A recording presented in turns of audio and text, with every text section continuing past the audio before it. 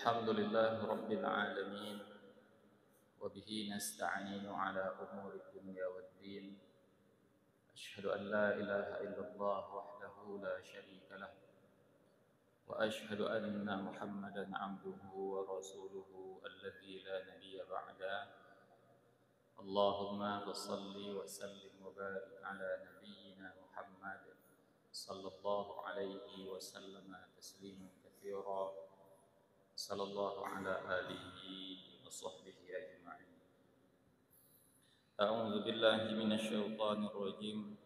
بسم الله الرحمن الرحيم.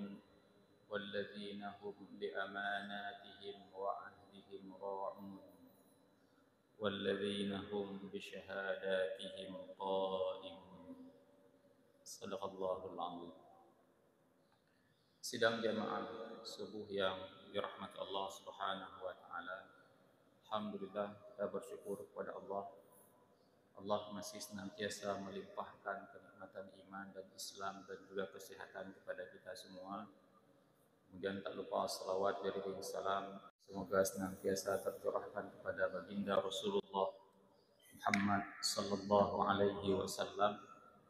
Begitu pula kepada para keluarganya dan juga kepada para sahabatnya sekalian. Sidang jamaah yang dirahmati Allah Subhanahu wa taala, pada kesempatan yang singkat ini secara khusus pengurus masjid meminta kepada kami untuk menyampaikan beberapa hal terkait dengan rambu-rambu seputar momentum yang sebentar lagi akan kita hadapi bersama, yaitu momentum pemilihan umum. Kami menyambut baik permintaan ini karena pada hari ini begitu banyak umat Islam memiliki sebuah pemahaman bahwa seolah-olah pemilihan umum ini tidak ada sangkut pautnya dengan urusan agama. Pemilihan umumnya urusan dunia, hanya urusan agama.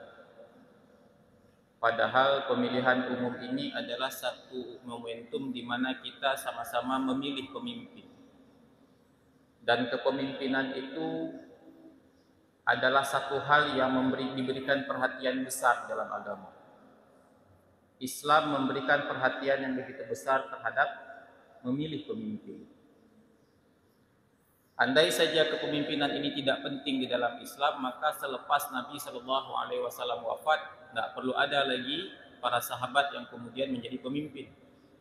Tapi kita melihat setelah Nabi Shallallahu Alaihi Wasallam wafat, satu hal yang awal-awal sekali dilakukan oleh para sahabat adalah memilih pemimpin, menggantikan Nabi Shallallahu Alaihi Wasallam. Kita tahu kemudian digantikan oleh Abu Bakar. Selepas Abu Bakar wafat, kekhalifahan dipimpin oleh Umar bin Khattab, Utsman bin Affan, Ali bin Abi Thalib dan seterusnya. Namun sayangnya tema ini kita sampaikan di momentum tausiah sholat subuh, jadi yang hadir sedikit.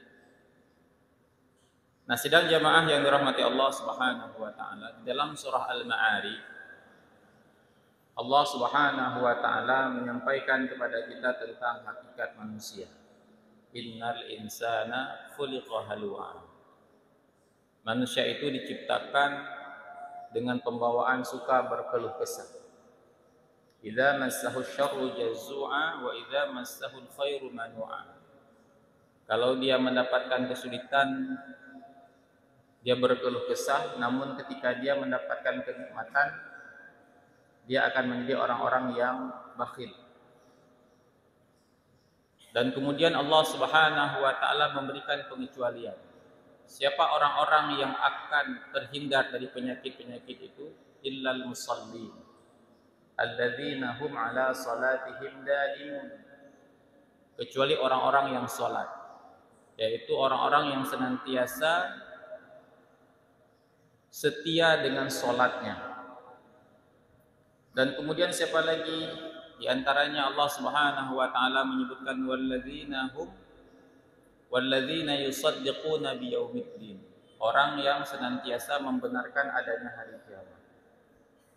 Nah, di ayat berikutnya Allah Subhanahu wa taala menyebutkan Orang-orang yang sudah komitmen dengan sholatnya, orang-orang yang senantiasa membenarkan adanya hari kiamat, maka dia akan memiliki sikap-sikap berikutnya. Di antaranya apa?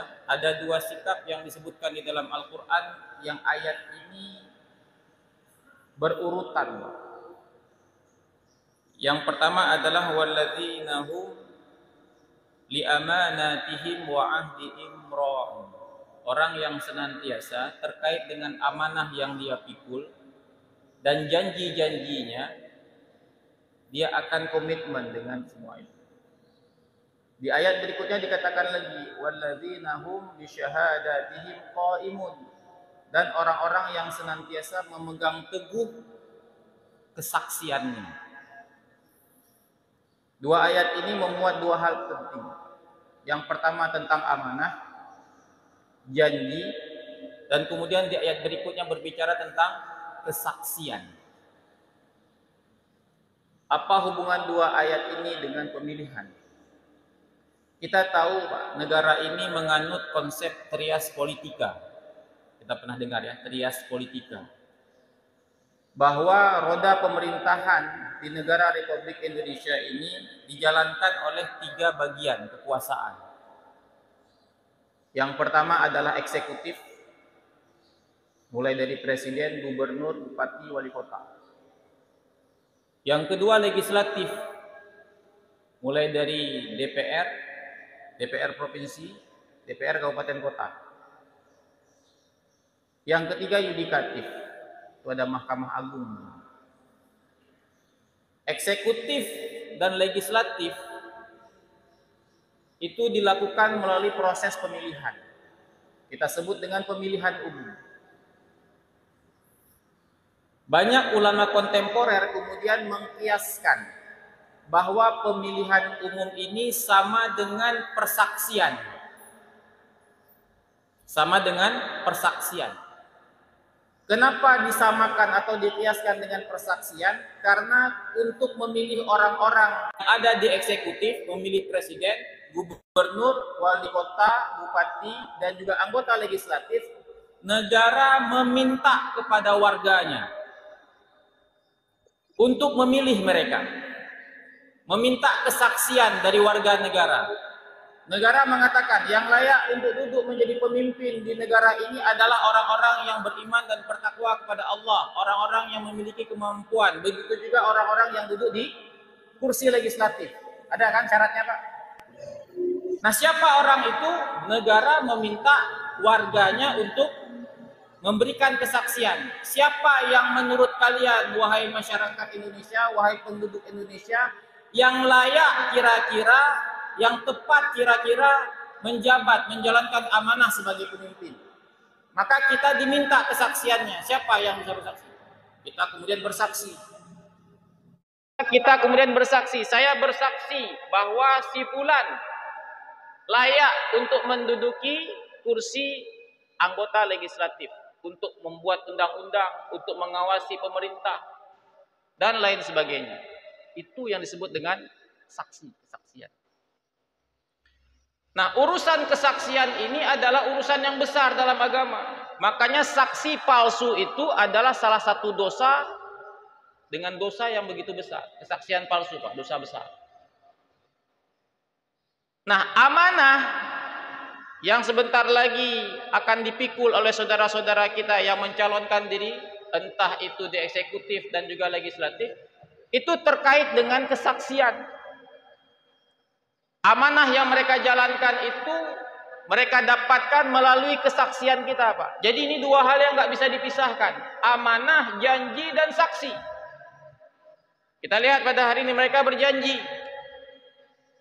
Terpilih, mereka menjalankan amanah. Dengan cara apa mereka dipilih? Kesaksian kita semua.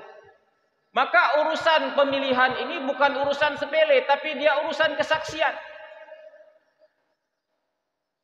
Jadi ketika pada hari ini kita mengetahui bahwa ada satu orang sebenarnya tidak layak untuk menjadi pemimpin, tidak layak untuk kemudian masuk menjadi anggota legislatif, tapi karena ada imbalan tertentu kita kemudian memilih orang lain, maka kita sudah bersaksi palsu.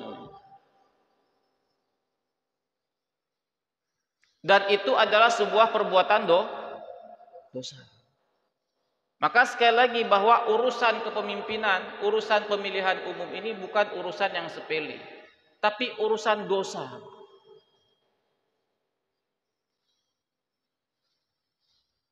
Kesaksian palsu. Nah, kesaksian palsu inilah yang kemudian akan mengakibatkan negara ini akhirnya setiap saat selalu saja dipimpin oleh orang-orang yang tidak tepat. Karena rakyatnya selalu memberikan kesaksian palsu. Contoh barang, kita sudah tahu, Pak, si fulan itu tidak baik sebagai tadi. Tidak cakap, tidak punya kemampuan. Tapi kemudian dia memberikan kepada kita selembar, 2 lembar uang. Gara-gara diberikan kepada kita, kemudian kita tetap memilih dia, bahwa dia layak untuk menjadi pemimpin.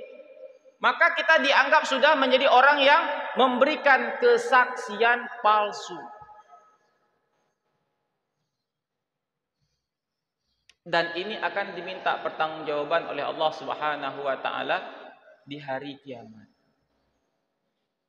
Maka sampaikan kepada saudara-saudara kita, Pak, bahwa urusan pemilihan ini bukan urusan sepele. Urusan ini bukan urusan yang tidak ada kaitannya dengan agama, tapi cukup erat kaitannya dengan urusan agama. Karena urusan pemilihan ini adalah urusan kepemimpinan. Ada begitu banyak urusan-urusan negara ini dan juga urusan-urusan agama itu diatur melalui proses kepemimpinan. Nah, begitu juga kepada saudara-saudara kami yang pada hari ini sudah memberanikan diri untuk memikul amanah yang bernama pemimpin, entah itu di eksekutif maupun di legislatif. Maka berhati-hatilah, Anda akan menjalankan sebuah amanah. Begitu Anda berkhianat, Anda akan menyesali perbuatan Anda ketika Anda hidup di dunia. Urusan amanah ini juga bukan urusan sepele. Dia tidak sama dengan dosa yang lain, Pak. Kalau kita dosanya minum khamar, kita dosanya berjudi, ini bukan menyepelekan dosa minum khamar, Pak. Bukan menyepelekan dosa berjudi, bukan. Tapi dosa minum khamar, dosa berjudi itu dosa yang urusannya langsung kepada Allah. Ketika kita bertaubat dengan taubat yang sesungguhnya, insya Allah Allah terima taubat, selesai. Tapi urusan menjalankan amanah itu urusan dosa dengan banyak orang. Hana ceritanya nanti watelun kapan siun lung taubat, bakso na taubat. Apakah Anda taubat kepada Allah? Allah tidak mau. Karena urusan Anda berkhianat dengan amanah, itu urusan Anda dengan rakyat Anda. Berapa banyak rakyat Anda? Silakan Anda berurusan dengan mereka. Allah tidak akan memaafkan. Makanya ketika suatu hari Abu Dzar Al-Ghifari meminta kepada Nabi SAW untuk memberikan kepadanya jabatan, Nabi SAW mengatakan, "Ya Abi Dzar, innaka dha'ifun, sesungguhnya engkau lemah, wa innaha amanah, sementara dia adalah amanah, dan amanah ini akan memberikan penyesalan kepada manusia-manusia pada hari kiamat." Bayangkan, Pak, Umar bin Khattab itu pernah risau dirinya, Pak. Pernah susah, Pak. Khawatir kenapa? Khawatir kalau nanti pada hari kiamat ada seekor sapi itu bisa terperosok, jatuh gara-gara jalan berlubang. Karena jalan yang karena apa? Cuma tidak jalan aspal, jalan yang dilalui oleh kafilah dagang, ada jalan. Dia khawatir hari kiamat seekor sapi bisa menuntut kepada Allah Subhanahu wa taala, "Ya Allah, saya jatuh gara-gara Umar enggak becus buat jalan." Umar khawatir, Pak. Urusannya sapi jatuh. Hari ini ada begitu banyak lubang-lubang di jalan, bukan sapi yang jatuh. Manusia yang jatuh, Pak. Mati manusia di atas jalan itu, Pak. Bisa dibayangkan bagaimana peliknya, bagaimana rumitnya, bagaimana susahnya pertanggungjawaban seorang pemimpin di hari kiamat. Bek mayang-mayang. Maka kalau Anda menginginkan agar Allah Subhanahu wa taala membantu Anda untuk menjalankan amanah, maka ambillah amanah itu dengan hak, dengan sebenar-benarnya. Jangan sampai Anda menggoda orang, menggoda masyarakat untuk memberikan kesaksian palsu kepada Anda. Sebenarnya Anda tidak cukup syarat, tidak layak, jauh dari kata mampu, tapi memaksakan diri untuk dipilih. Berhati-hatilah. Jadi dua hal ini suatu hal yang saling berkaitan. Bagi kita yang memilih, ini adalah kesaksian kita. Dan kesaksian kita akan diminta pertanggungjawabannya oleh Allah Subhanahu wa taala pada hari kiamat. Jadi bukan urusan 100-200 ribu. Bukan urusan satu sak beras. Ketika pemimpin yang kita pilih itu ternyata tidak amanah, gara-gara kita memberikan kesaksian palsu, maka dosa-dosa yang mereka lakukan selama mereka memikul amanah itu bisa jadi juga akan kita pikul. Kenapa dia bisa tidak amanah? Karena yang pilih tidak memberikan kesaksian yang benar. Pemimpin yang jahat terpilih karena rakyatnya memberikan kesaksian palsu. Maka dosa-dosa yang dipikul oleh pemimpin itu bisa jadi juga kita pikul sebagian. Karena dia terpilih gara-gara kita memberikan kesaksian palsu. Dan orang-orang yang nantinya berani mengambil amanah pemimpin ini, entah itu di eksekutif maupun legislatif, Anda juga harus berpikir. Kalau pada hari ini Anda sudah tanya pada diri sendiri, sebenarnya saya mampu enggak sih? Saya cakap enggak sih? Saya punya kapasitas enggak? Kalau tidak, sudah cukup Pak. Nggak usah lagi kampanye Pak. Daripada di hari kiamat nanti banyak panjang urusannya. Bisa-bisa Anda pada hari ini sholat subuh berjamaah di masjid, sholat tahajud, puasa Senin Kamis, tapi bisa-bisa karena Anda tidak amanah menjalankan jabatan itu, pahala-pahala yang kita dapatkan dari sholat kita, puasa kita, diambil oleh siapa? Oleh orang-orang yang akan menuntut kepada Allah Subhanahu wa taala pada hari kiamat. Makanya dosa pemimpin itu bukan pada sholatnya Pak. Dosa pemimpin itu bukan pada puasanya Pak yang dia tinggalkan, tapi dosa pemimpin itu ada pada amanah yang dia jalankan. Dosa seorang ulama itu bukan karena dia nggak sholat. Ulama pun anak mayang Pak. Dosa ulama itu bukan karena dia nggak puasa, tapi dosa ulama itu ada pada ilmu yang dia punya. Dosa orang awam itu lain lagi Pak. Jadi kita punya ujian masing-masing. Maka ketika kita menjadi pemimpin, salah satu resiko kita berdosa itu bukan pada sholat yang kita tinggalkan, bukan pada puasa yang kita tinggalkan, tapi pada masyarakat yang kita pimpin, pada amanah yang kita pikul. Semoga bermanfaat buat kita untuk menjadi rambu-rambu dan panduan pada kita ketika nanti kita masuk ke bilik-bilik suara. Semoga melalui momentum pemilihan umum ini Allah Subhanahu wa taala membukakan hati-hati kita untuk dapat memberikan kesaksian dengan sebenar-benar kesaksian, sehingga dengan kesaksian yang benar itu akan lahir pemimpin-pemimpin yang menjalankan amanah dengan baik. Fa'tabiru ya ulil absar la'allakum turhamun. Subhanakallahumma wa bihamdika asyhadu an la ilaha illa anta astaghfiruka wa atubu ilaik. Assalamualaikum warahmatullahi wabarakatuh.